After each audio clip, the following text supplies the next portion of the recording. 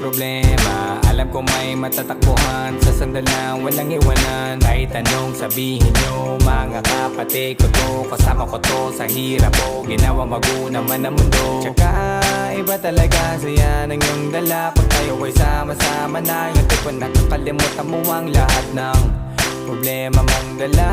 Basta ganun na nga, pag tayo'y kumpleto na, mas masaya, diba? Gusto ko kasama kayo sa kulitan, sarap walang iwanan. At kahit na minsan nagkakaroon man tayo ng hindi pagkakaunawaan, tampuhan at galit, awayan, pag-usapan na lang sa tagayan. Di makatiis pag nakitang nakangiti, habiran wala na yan, sabay halakhakan.